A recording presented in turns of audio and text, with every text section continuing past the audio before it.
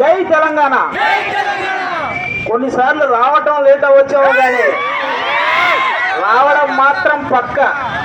ఇది ఆంధ్రాలో చెప్పాం, వచ్చాం, ఇప్పుడు తెలంగాణలో చెప్తున్నాం, వస్తున్నాం కూడా.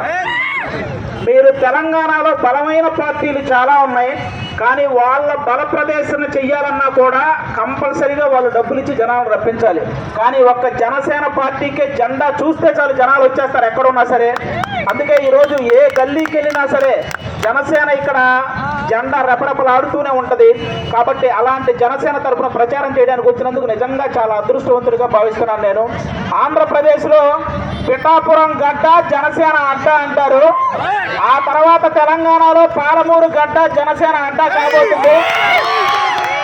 మీరు చూడండి, పాలమూరు గడ్డ జనసేన అడ్డ అవ్వకపోతే అప్పుడు అడగండి. ఇందాక చెప్పారు మన వాళ్ళు ఇక్కడ నిలబడ్డ వ్యక్తులంతా మీరు చూస్తే మిగతా పార్టీల వాళ్ళందరూ కూడా ఎక్కడ ఎవరికి సీట్ ఇచ్చినా ఎవరికి ఏది ఇచ్చినా సరే వాళ్ళు ధనవంతులకు ఇస్తారు. కానీ ఇక్కడ మీరు గమనిస్తే ఒక ప్లంబర్ నుంచి ఈరోజు ఒక అతను కార్పొరేటర్గా ఎదిగారు. అలాగే ఒక రిటైర్డ్ అయిన ఎస్ఐ. అంటే ఒకటి పేదవాళ్ళకి లేకపోతే చదువుకున్న వాళ్ళకి, అంతే తప్ప ధనవంతులను ఎంకరేజ్ చేసే పార్టీ కాదు మా జనసేన పార్టీ.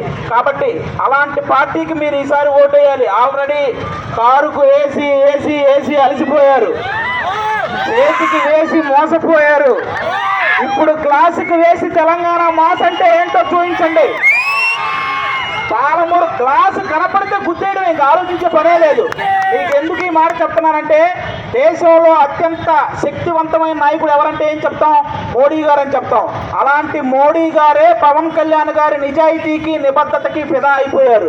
మరి ఈ తెలంగాణలో ప్రస్తుత ముఖ్యమంత్రి అయినటువంటి రేవంత్ రెడ్డి గారికి కానీ, అలాగే మాజీ ముఖ్యమంత్రి అయినటువంటి కేసీఆర్ గారికి కానీ వీళ్ళకి బాగా నచ్చిన వ్యక్తి గద్దరన్న.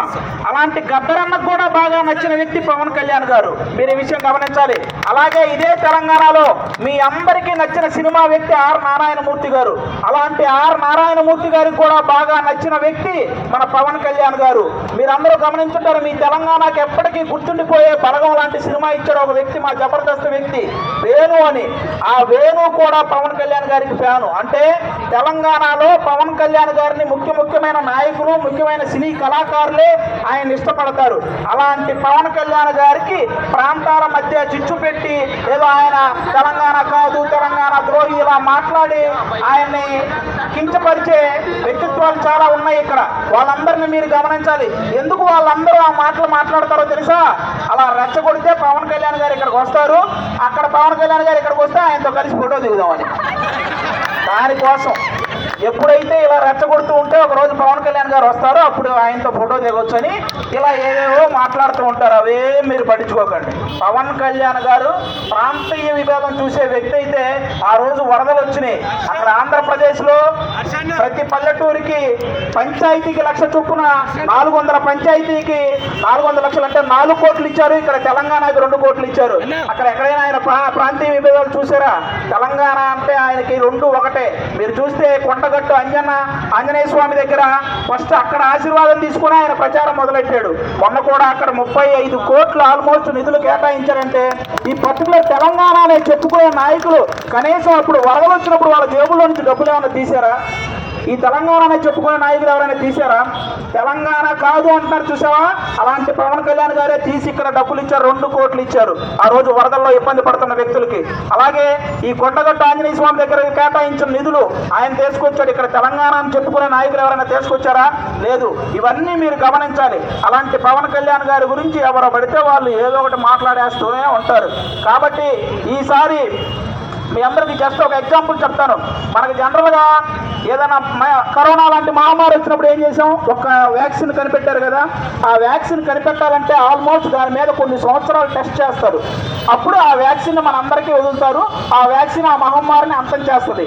అలా ఆంధ్రప్రదేశ్లో పవన్ కళ్యాణ్ గారు అనే ఒక పవర్ఫుల్ వ్యాక్సిన్ని వాళ్ళు 10 సంవత్సరాలు టెస్ట్ చేశారు.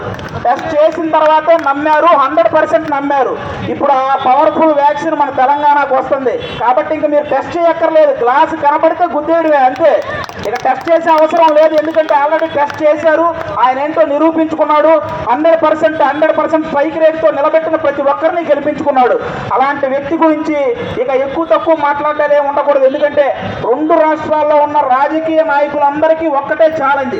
ఎవరైనా సరే, ఏ రాజకీయ నాయకుడైనా వాళ్ళ గుండెల మీద చెయ్యేసుకొని నేను పవన్ కళ్యాణ్ గారి కంటే నిజాయితీ పరుడని ఎవరినైనా ఒక్కరిని చెప్పమను చూద్దాం ఒక్కసారి.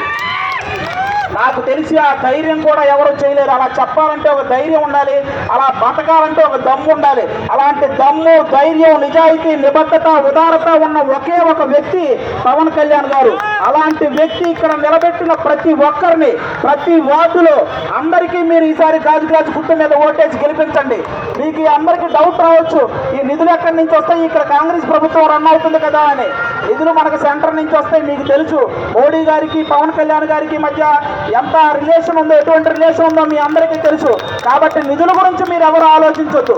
నిధులు ఎక్కడి నుంచి తీసుకురావాలో పవన్ కళ్యాణ్ గారికి తెలుసు, ఎలా డెవలప్ చేయాలో పవన్ కళ్యాణ్ గారికి తెలుసు.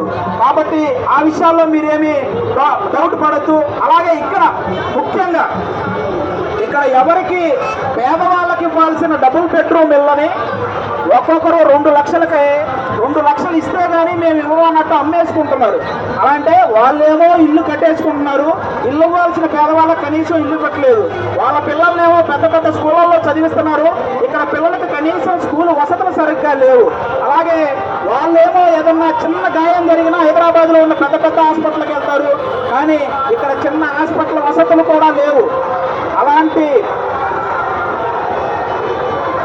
మీరందరూ కూడా ఇవన్నీ గమనించి ఒక్కసారి క్లాసును మళ్ళీ మన తెలంగాణలో మీరు ఎన్ని గెలిపిస్తే నెక్స్ట్ ఇక్కడే వీళ్ళే మళ్ళీ ఎమ్మెల్యేలుగా ఎంపీలుగా ఇక్కడే తయారవుతారు.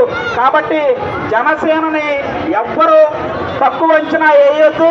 చాలామంది ఆంధ్రప్రదేశ్లో కూడా ఏమన్నారు, మేము రానివ్వము అన్నారు, ఎదగనివ్వము అన్నారు, గెలవనివ్వము అన్నారు. ఆ తర్వాత ఏమైంది, ఎవరైతే రానివ్వము అన్నారో వాళ్ళని ఎవరిని అసెంబ్లీకి రానివ్వలేదు, ఎవరైతే ఎదగనివ్వము అన్నారో వాళ్ళని ఎవరిని ఎదగనివ్వలేదు, ఎవరైతే మేము గెలవనివ్వము అన్నారో వాళ్ళు ఎవరు గెలవలేదు. అది పవన్ కళ్యాణ్ గారి సత్తా. ఒక్కసారి అనుకున్నాడంటే అది సాధిస్తాడు అంతే. ఈసారి తెలంగాణలో ఆయన్ని ఇంకా మీకు పవన్ కళ్యాణ్ గారి నిజాయితీ ఇంతకు మించి ఇక్కడే మీరందరికీ తెలుసు.